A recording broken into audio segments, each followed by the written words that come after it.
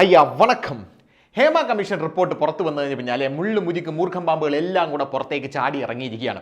Hema commission report പുറത്തു വന്നതിന് പിന്നാലെ ഒരു പവർ ഗ്രൂപ്പ് ഉണ്ട്. ആരടാ പവർ ഗ്രൂപ്പ് എന്ന് ചോദിച്ചപ്പോൾ വിനയൻ സാർ, നമ്മുടെ ചാലക്കുടിക്കാരൻ ചങ്ങാതിയിലെ ഹരിസാർ എന്ന് പറയും വിനയൻ സാർ. ആ സിനിമ കണ്ടാൽ നമുക്ക് മനസ്സിലാവും. വിനയനെയാണ് അതിൽ ഹരിസാർ എന്ന് പറഞ്ഞ് അവതരിപ്പിച്ചിരിക്കുന്നത്. ആ ഹരിസാർ അതിൽ നന്മ മരമാണ്.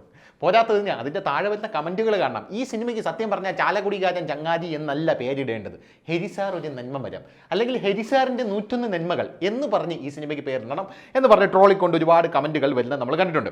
നമ്മുടെ മിഥുനത്തിലെ നെടുമുടി വേണു വന്നതുപോലെ സിനിമയിൽ ഒരു പവർ ഗ്രൂപ്പ് ഉണ്ടെന്ന് പറഞ്ഞ് ഹേമ കമ്മീഷൻ റിപ്പോർട്ട് പുറത്ത് വന്ന ഉടനെ വിനയൻ ചാടി ഇറങ്ങിയിട്ട് ആ എന്ന് പറയുന്ന കാഴ്ചയാണ് നമുക്ക് കാണാനായിട്ട് സാധിക്കുന്നത്.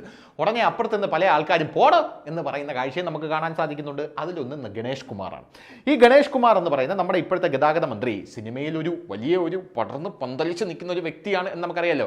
പണ്ടങ്ങാണ്ട് മോഹൻലാലിൻ്റെ ഏതോ ആനക്കൊമ്പ് കേസ് വെളുപ്പിക്കാനായിട്ട് ഇങ്ങേര് മോഹൻലാലിൻ്റെ വാലി തൂങ്ങി നടന്നു എന്നൊക്കെ ഒരു കരക്കമ്പിയുണ്ട്.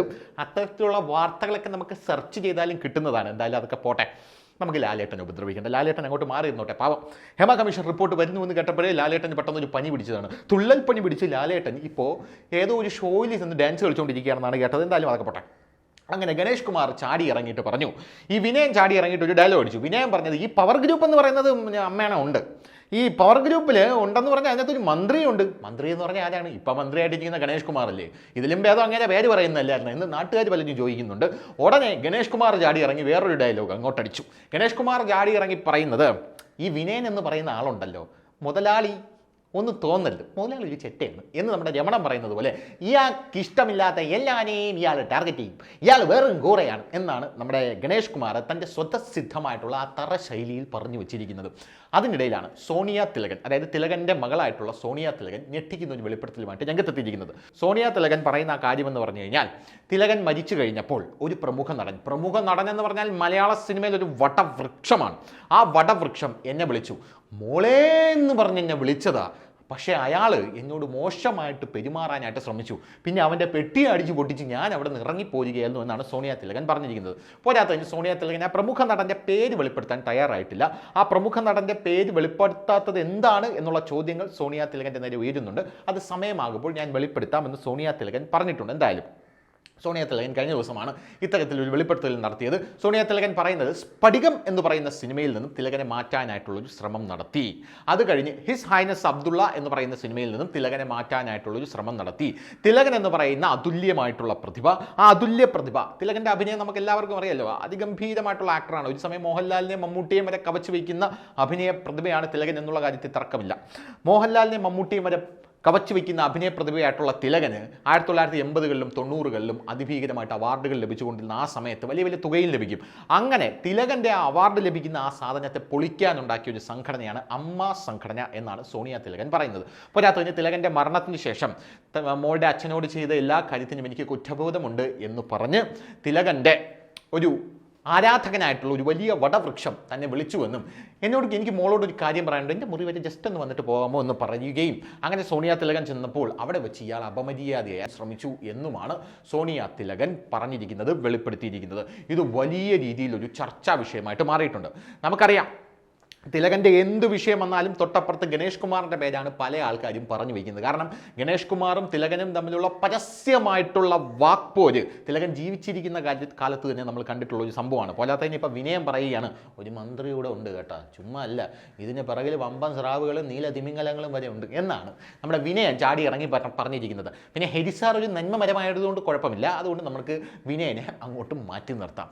അതിനുശേഷം തിലകൻ്റെ ഒരു വീഡിയോയാണ് ഇപ്പോൾ ചർച്ചയാകുന്നത്. തിലകനെ അമ്മ സംഘടന എങ്ങനെയാണ് ഒതുക്കിയതെന്നും തിലകൻ ശ്രീനാഥ് എന്ന് പറയുന്ന നടൻ്റെ മരണത്തിൻ്റെ അനുശോചന ചടങ്ങിനെത്തി സംസാരിക്കുന്ന ഒരു വീഡിയോ ആണ് സമൂഹ മാധ്യമങ്ങളിൽ അതിഭീകരമായിട്ട് വൈറലാകുന്നത്. ഞാൻ ആ വീഡിയോയെ കുറിച്ചൊന്നും പറയുന്നില്ല. ശ്രീനാഥിൻ്റെ മരണം ഈ പവർ ഗ്രൂപ്പ് ഇടപെട്ട ഒരു കൊലപാതകമാണ് എന്നാണ് തിലകൻ ആ സമയത്ത് പറഞ്ഞു വയ്ക്കുന്നത്. പക്ഷേ ആ സമയത്ത് അന്ന് ഹേമ കമ്മിറ്റി റിപ്പോർട്ടൊന്നും ഇല്ലല്ലോ. പിന്നെ ഇന്നാണ് മാധ്യമങ്ങൾക്ക് മുട്ടി തീ പിടിച്ച പോലെ ഹേമ കമ്മിറ്റി റിപ്പോർട്ടൊക്കെ ചർച്ച ചെയ്യുന്നത്. തിലകൻ്റെ ആ വാക്കുകൾ ഇപ്പോൾ സമൂഹ മാധ്യമങ്ങൾ ഏറ്റെടുത്തിരിക്കുകയാണ്, വലിയ രീതിയിൽ ചർച്ചയായിക്കൊണ്ടിരിക്കുകയാണ്. അതിനിടയിൽ സോണിയ തിലകൻ ഒരു കാര്യം കൂടെ പറഞ്ഞു. തിലകൻ്റെ മോശപ്പെട്ട സമയത്ത് തിലകനെ ആ സമയത്ത് തിലകനെ സംരക്ഷിച്ച അല്ലെങ്കിൽ തിലകനെ സിനിമയിൽ അഭിനയിക്കാൻ വിളിച്ച ഒരേ ഒരു നടൻ മാത്രമേ ഉള്ളൂ, അത് സുരേഷ് ഗോപിയാണ് എന്ന് പറഞ്ഞു.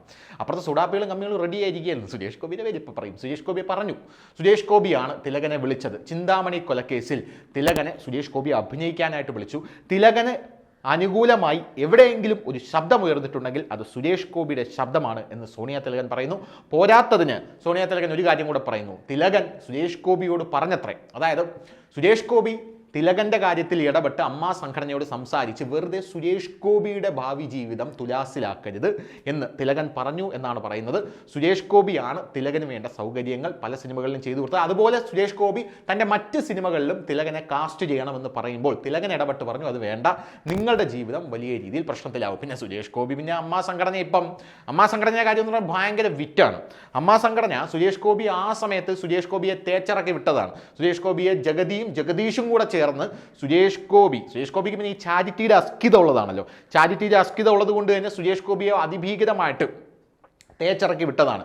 ഒരു ചാരിറ്റിക്ക് വേണ്ടി ഒരു പരിപാടി നടത്തി ഗൾഫിൽ പരിപാടി നടത്തിയപ്പോൾ അതിൽ കുറച്ച് നഷ്ടം വന്നു. ആ നഷ്ടം സുരേഷ് ഗോപി അമ്പാ സംഘടനയുടെ മുമ്പിൽ വന്ന് കരഞ്ഞു പറഞ്ഞപ്പോൾ ആ നഷ്ടം ആര് നികത്തും, താൻ തരുമോ എന്ന് ജഗദീഷ് ശ്രീകുമാർ ചോദിച്ചു എന്ന് സുരേഷ് ഗോപി തന്നെ വെളിപ്പെടുത്തിയിട്ടുണ്ട്.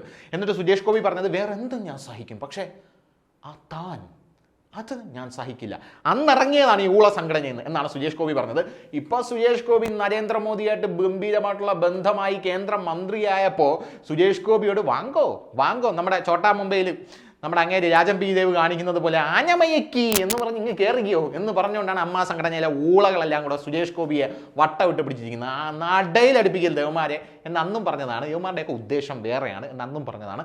തിലകൻ്റെ ആ ഒരു വീഡിയോ അതിഭീകരമായിട്ട് ഇപ്പോൾ ചർച്ച ചെയ്യാവുന്നുണ്ട്. എന്തായിരുന്നാലും ഞാനത് പറയുന്നില്ല. തിലകൻ എന്താണ് ശ്രീനാഥിൻ്റെ മരണത്തെക്കുറിച്ച് പറഞ്ഞതെന്നും അമ്മാ സംഘടന ആ മരണത്തിൽ എങ്ങനെയാണ് ഇടപെട്ടതെന്നും വളരെ വ്യക്തവും സ്പഷ്ടവുമായി തിലകൻ ഈ വീഡിയോയിൽ പറയുന്നുണ്ട്. ഒന്ന് കാണാം. 10-25 വർഷങ്ങൾക്ക് മുമ്പ് ഞാൻ അദ്ദേഹത്തെ മദ്രാസിൽ വെച്ചാണ് പരിചയപ്പെട്ടത്. പരിചയപ്പെട്ട കാലം മുതൽ അദ്ദേഹം മരിക്കുന്നതിന് ഏതാണ്ട് ഒരു 2 ആഴ്ച മുമ്പ് എൻ്റെ മകൻ്റെ കുട്ടിയുടെ ബർത്ത്ഡേക്ക്, 1ാമത്തെ ബർത്ത്ഡേക്ക് വേണ്ടി അദ്ദേഹം വന്നിരുന്നു. എന്നെ കണ്ടപ്പോൾ ഒഴിഞ്ഞു മാറി അദ്ദേഹം. അതെന്തുകൊണ്ടാണെന്ന് എനിക്ക് മനസ്സിലായില്ല. ഞാൻ എൻ്റെ മകനെ വിളിച്ച് ചോദിച്ചു, അങ്ങ് നിൽക്കുന്നത് ശ്രീനാഥല്ലേ? പുള്ളി എന്താ എന്നെ കണ്ടിട്ട് അവിടെ വായിരിക്കുന്നത്, ഇങ്ങോട്ട് വരാത്തത് എന്താ? അത് അച്ഛനെ ഫേസ് ചെയ്യാൻ അയാൾക്ക് ബുദ്ധിമുട്ടുണ്ടെന്ന് പറഞ്ഞു. ഞാൻ ചോദിച്ചു, എന്തിനാണ്? അത് അമ്മയുടെ പെരുമാറ്റം, അച്ഛനുള്ള പെരുമാറ്റം. അമ്മ എന്ന് പറഞ്ഞാൽ അമ്മ സംഘടന, നടീനടന്മാരുടെ വെൽഫെയറിന് വേണ്ടി ഉണ്ടാക്കിയ സംഘടന. അവരുടെ എന്നോടുള്ള പെരുമാറ്റത്തിൽ അദ്ദേഹത്തിന് ദുഃഖമുണ്ട്, അതുകൊണ്ട് ഫേസ് ചെയ്യാൻ ബുദ്ധിമുട്ടാണ്. സോറി, ഞാൻ പറഞ്ഞത് സാരമില്ല, ഇനി വരാൻ പറ. അങ്ങനെ പറഞ്ഞ് ഞങ്ങൾ തമ്മിൽ വളരെ സ്നേഹത്തോടെ സംസാരിച്ചിട്ടാണ് അന്ന് പിരിഞ്ഞത്. പല സുഹൃത്തുക്കളും എന്നോട് പറഞ്ഞു, ഇതൊരു മരണമല്ല, ഇതൊരു ആത്മഹത്യയല്ല, ഇതൊരു കൊലപാതകമാണ് എന്ന്. പക്ഷെ അവരാരും ഇത് പുറത്ത് പറയാൻ ധൈര്യപ്പെടുന്നില്ല. ഒരാളോട് ഞാൻ ചോദിച്ചു, എന്താണ് പുറത്ത് പറഞ്ഞാൽ? ചേട്ടാ, നാളെ ഞാൻ സിനിമയിൽ ഉണ്ടാകുകയില്ല, അതുകൊണ്ടാണ്. എത്രയോ ചെറിയൊരു കാര്യമാണത്. ശ്രീനാഥിൻ്റെ ജീവൻ ഇത്രയ്ക്ക് വിലയേ ഉള്ളൂ എന്ന് ഞാൻ കരുതി. ശ്രീനാഥിൻ്റെ മരണം സ്വാഭാവിക മരണമല്ലെന്നും അതിൽ ദുരൂഹതയുണ്ടെന്നും അദ്ദേഹത്തിൻ്റെ സഹപ്രവർത്തകർ വിളിച്ചു പറഞ്ഞത് ഞാൻ മാത്രമാണ്. അദ്ദേഹത്തിൻ്റെ മൃതദേഹം വീട്ടിൽ കൊണ്ടുവന്നപ്പോൾ ആ ലൊക്കേഷനിൽ നിന്ന് ആരും ഉണ്ടായിരുന്നില്ല. ലൊക്കേഷനിലെ പോട്ടെ, അമ്മ സംഘടനയിലെ ആരും ഉണ്ടായിരുന്നില്ല. കുറെ കഴിഞ്ഞവിടെ വന്നവർ, അതിലൊരാള് പൂജപ്പുരക്കാരനാണ്, ഒരു മുൻമന്ത്രിയുടെ എർത്ത് ലൈനാണ്. അയാളാണ് എന്നെ ഇപ്പോ സീരിയലിൽ നിന്നും വിലക്കിയിരിക്കുന്നത്. അയാളാണ് അവിടെ വന്നിട്ട് പറഞ്ഞത്, ശ്രീനാഥിന്റെ ഭാര്യ കരയുമ്പോ ഇങ്ങനെയല്ലല്ലോ ഇവിടുന്ന് കൊണ്ടുപോയതുപോലെ എനിക്ക് എൻ്റെ ഭർത്താവിനെ അമ്മ സംഘടന ഇവിടെ തിരിച്ചു തരണം എന്ന് പറഞ്ഞപ്പോ ഈ പൂജപ്പുരക്കാരൻ പറഞ്ഞു, അയ്യോ അങ്ങനൊന്നും പറയല്ലേ. അവർ വീണ്ടും അങ്ങനെ പറഞ്ഞ് കരഞ്ഞുകൊണ്ടിരുന്നു. അപ്പൊ പറഞ്ഞു, മയങ്ങാൻ എന്തെങ്കിലും ഗുളിക കൊടുക്കാൻ. എന്താണ് ഇവർക്ക് അവരെ മയക്കിയിട്ടിട്ട് ഈ ബോഡി മറവ് ചെയ്യണം എന്നുള്ള ആഗ്രഹം? അവരിങ്ങനെയുള്ള കാര്യങ്ങൾ പറയാതിരിക്കട്ടെ എന്ന് കരുതി. മറ്റൊരു സംശയം എനിക്കുണ്ടായത്, കോതമംഗലത്ത് കിടന്ന് മരിച്ചയാളിനെ പോസ്റ്റ്മോർട്ടം ചെയ്യണമെങ്കിൽ ഏറ്റവും അടുത്ത മെഡിക്കൽ കോളേജ് എന്ന് പറയുന്നത് കോട്ടയത്താണ്. ഇനി അതല്ലെങ്കിൽ തൃശ്ശൂരാണ്. എന്തിനാണ് ഈ ആലപ്പുഴ കൊണ്ടുപോയത്? ആലപ്പുഴയിൽ അമ്മയുടെ ട്രഷറുടെ ഭാര്യ ജോലി ചെയ്യുന്നുണ്ട്, അതും ഫോറൻസിക്കിൽ. എന്നെ ഏറ്റവും കൂടുതൽ സംശയത്തിലാക്കിയത് അതാണ്. എന്തും ചെയ്യാൻ മടിക്കാത്ത കുറേ സംഘങ്ങളാണ് അമ്മയുടെ ഈ എക്സിക്യൂട്ടീവ് കമ്മിറ്റിയിലുള്ളത്. അവർ മാത്രമാണ് ഇന്ന് സിനിമയിലുള്ളത്. അവർക്ക് പിടിച്ചു നിൽക്കാൻ വേണ്ടി എന്ത് ദ്രോഹമോ അവർ ചെയ്യും. ഞാൻ അതിൻ്റെ ഒരു ജീവിച്ചിരിക്കുന്ന രക്തസാക്ഷിയാണ്. ഇതേ അനുഭവം തന്നെ എനിക്കും ഉണ്ടായി. തൊഴിൽ നിഷേധം ഇന്ത്യൻ ഭരണഘടന നമുക്ക് തന്നിട്ടുള്ള ഒരു അവകാശമാണത്. തൊഴിൽ അത് നിഷേധിക്കപ്പെട്ടിരിക്കുകയാണ്. ഞാൻ കോടതിയിൽ പോകുന്നു, പക്ഷേ ശ്രീനാഥ് ആത്മഹത്യ ചെയ്തു എന്ന് പറയുന്നു. പക്ഷെ നിങ്ങൾ അറിയാത്ത വേറെ 2 ആത്മഹത്യ ഇവിടെ നടന്നിട്ടുണ്ട്. അതൊരു ലൈറ്റ് ബോയും മറ്റൊരു തൊഴിലാളിയുമായിരുന്നു, സിനിമാ തൊഴിലാളി. അവർക്ക് പ്രശസ്തി ഇല്ലാത്തത് കൊണ്ട് അറിയപ്പെട്ടില്ല. അതും ഈ കാലഘട്ടത്തിൽ തന്നെയാണ്. അതിൻ്റെ കാരണവും തൊഴിൽ നിഷേധമാണ്. ഇവരെ ഇവിടെ വെച്ചു ഉറപ്പിക്കാൻ പാടില്ല എന്നാണ് എൻ്റെ അഭിപ്രായം. അതിന് ഏത് രീതിയും ഉപയോഗിക്കും. ഞാൻ അതിനു വേണ്ടി കാലുവെക്കുന്നവരുടെ കൂടെ ഞാനും ഉണ്ടാവും. ലക്ഷ്യത്തിലെത്തണം തന്നെയാണ് എൻ്റെ തീരുമാനം. ഈ മാഫിയ സംഘത്തെ അവരുടെ നാവടച്ച് അവരുടെ ചലനം ഇനി ഇവിടെ ഉണ്ടാകാൻ പാടില്ല, ആ തരത്തിലാക്കണം എന്നുള്ള ശബ്ദത്തോടെയാണ് ഞാനിപ്പോൾ ജീവിച്ചിരിക്കുന്നത്. ഞാൻ ആത്മഹത്യ ചെയ്യില്ല. എനിക്കുണ്ട് ബുദ്ധിമുട്ടുകൾ, സാമ്പത്തിക ബുദ്ധിമുട്ടുണ്ട്. കഴിഞ്ഞ 10 കൊല്ലമായിട്ട് എൻ്റെ സിനിമകളെല്ലാം ഇവര് ഈ മാഫിയ സംഘം ഒഴിവാക്കിക്കൊണ്ടിരിക്കുകയായിരുന്നു. ഇപ്പോഴറിയുന്നത്, ഇന്നലെ ഒരു സംവിധായകൻ അലി അക്ബർ എന്ന് പറയുന്ന ആള് എന്നെ വെച്ചൊരു പടം എടുത്തിട്ടുള്ള ആളാണ്. അദ്ദേഹം എൻ്റെ വീട്ടിൽ വന്നിട്ട് പറഞ്ഞത്, പലരും ചോദിക്കുന്നു, എന്നെ വെച്ച് നല്ല വളരെയധികം നിങ്ങളെ ഇഷ്ടപ്പെടുത്തിയ ഒരു ചിത്രം എടുത്തിട്ടുള്ള ഒരു ഡയറക്ടറാണ് പറഞ്ഞത്, എന്തിനാണ് ഈ തെലുങ്കിൻ്റെ പുറകെ പോകുന്നത്? നിങ്ങൾക്ക് വേറെ ആർട്ടിസ്റ്റിനെ കിട്ടില്ലെന്ന്. അദ്ദേഹം ചോദിച്ചു, നിങ്ങൾക്ക് അഭിനയിക്കാവോ ആ വേഷം? അതെനിക്ക് പറ്റില്ല. ബി ഉണ്ണികൃഷ്ണന് പറ്റുമോ? അത് പറ്റില്ല. അപ്പം തിലകനെ പറ്റൂ, ഞങ്ങൾ തിലകനെ വിളിച്ച് ചെയ്യിക്കാൻ പോവാണ്. ഈ പറഞ്ഞ വ്യക്തി ഫെഫ്കയുടെ മെമ്പറാണ്, ഈ ഡയറക്ടർ. പക്ഷെ അതിനെ തിരസ്കരിച്ചുകൊണ്ട് അദ്ദേഹം എനിക്ക് അഡ്വാൻസ് തന്ന് ഇന്നലെ ഞാൻ കരാർ ഒപ്പിട്ടു. അതിന് ഏത് വാളായിട്ട് ആര് വന്നാലും തിരിച്ചു വെട്ട് ഞാൻ ആ രീതിയിൽ തന്നെ ഇറങ്ങിയിരിക്കുകയാണ്. ഇവിടെ സാംസ്കാരിക മന്ത്രിയോട് എൻ്റെ അനുഭവത്തിൻ്റെ 2-ാം ദിവസം ഞാൻ പരാതിപ്പെട്ടതാണ്.